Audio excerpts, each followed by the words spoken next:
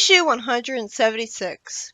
Surprisingly, the problem of Sonic's corneas being green vanishes in just a few panels of wasted comic space rather than being a plot point for the whole story, as Sonic almost immediately returns to having white corneas with just green eyes.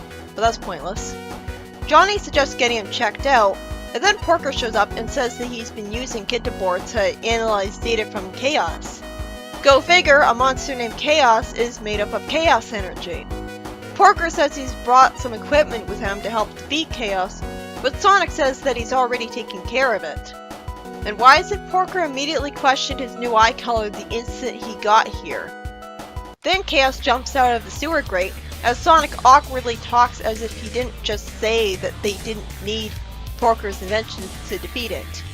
Grimer tells Eggman that he released Chaos, and while Eggman had given up on what he thought was an uncontrollable monster, Grimer found the anti-Chaos nullifier that Eggman designed years before he met him. Grimer plans to use that device to let Eggman take control of Chaos.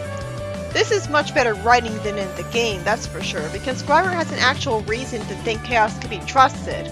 Grimer's plan is that Eggman will use Chaos to take over the world from fear. Eggman then smashes the device, which he should have done years ago, saying that it doesn't work, and he had said that in his test notes about it. Porker says that the problem is they need Chaos to stand right in the circle where he wants him to. Sonic creates a tornado with a super speed to send an oil tank into Chaos to create an explosion, causing it to follow Sonic into the circle. But of course it's not that simple because something's going wrong with the equipment. It turns out the cable isn't connected, and Sonic goes towards it to take care of it. However, the fear-causing power of Chaos makes Sonic too overwhelmed to try to do it. Then Johnny, a mere mortal with no special powers, thinks he can do it. Sonic with his sonic speed really should have just connected the cable fast enough that the fear-causing power wouldn't have gotten a chance to prevent him from doing this. As a result, the thing that's gonna happen because of this is forced by Sonic being too slow. What, did the fear kick in and force him to slow down to a crawl instantly from Sonic speed? I'm assuming Johnny will die from this because of the blatant spoiler on the damn title page. Johnny connects the cables just fine when I thought he'd be electrocuted, but then Chaos threatens him. You'd think since he has the time to say oh no, Sonic with a super speed would have been easily capable of running over to Johnny, picking him up and carrying him to safety in a second. Then again, I take that back because Chaos has his fear power, which just overwhelmed Sonic of all people a second ago. After Johnny's punched by Chaos, I guess, Chaos is lured into the machine and destroyed, with everyone cheering and Porker saying that he's been studying Chaos energy for months, which is why he knew how to do this. I guess he knows that much about it because of all his time with the Master Emerald on Angel Island. Sure is a good thing he happened to be on Mobius instead of Angel Island, where he loves to hang around so much so that he could be helpful in the story arc. Since everyone's happy and I haven't seen Johnny yet, I'm assuming that the machine is what killed him. You know, the one of them will die spoiler crap. Then Sonic happily asks where Johnny is while walking towards some smoke in front of Amy and Tails. Sonic says arrogantly that he's not too happy with Johnny since he's supposed to be the hero around here. Oh, he's gonna regret saying that.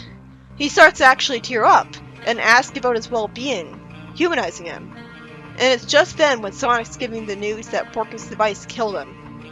And remember, Sonic's the one who told Porker to activate the device at the time he did, not to mention he was too slow. Also, if Chaos turns out to have survived this with no real consequences to it, that'll make their victory feel even more worthless, because they could have all just run away. Sonic could have ran away, carrying every single one of them. But I guess he was too proud to do that and thought that they could totally beat him.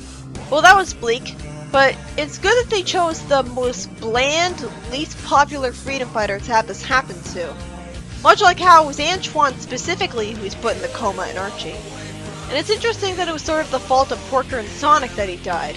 Sonic for telling Porker to activate and vaporize the machine while not realizing where exactly Johnny was, and Porker for making it at all, though maybe they all would have been killed if he hadn't made it.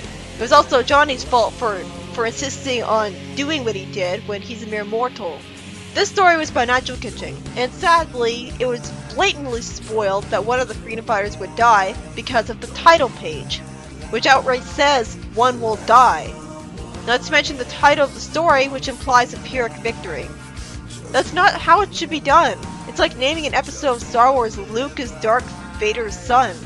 I already knew from issue 177's thumbnail that Sonic was going to be pretty full of despair in that issue. So this stupid spoiler only sealed the deal for ruining the surprise. Which it should be a surprise to have the full impact. I mean, at least it was gutsy in the comic, for once. What I wasn't spoiled on, at least, was how exactly it would happen. I'd always assumed that Eggman would shoot a missile at Johnny, causing an explosion. Like, perhaps he would disappear for a while from being dethroned, and then he would come back, and immediately that would happen. Instead, Johnny died from something that hasn't already been easily survived by him before, which is logical. Also, it was justified that it happened because Chaos's fear-creating power made Sonic unable to connect the cable himself, and made everyone else too afraid to save themselves or Johnny, because even approaching Chaos made them paralyzed with fear. So it wasn't contrived either, which definitely stands out in contrast with Antoine being put in a coma, where the whole reason it happened was because Bunny somehow didn't ask her friends to get inventions to let her, protect him. Well, this is very gutsy of the comic to do, permanently kill off one of the freedom fighters. Flynn might as well have done that, but it wasn't planned to be permanent at the time. And while it sounds callous to talk like this, it's for the best. It's good writing to show that the villains can be a real threat to the lives of the heroes, and status quo isn't always God in this comic. And to show the heroes having real, relatable sadness, making them sympathetic as people, with Sonic even tearing up. Not just them being adventurers who fight badniks every day as fictional characters. I'm looking forward to the next issue. It'll be good seeing Sonic have a moment of vulnerability for once.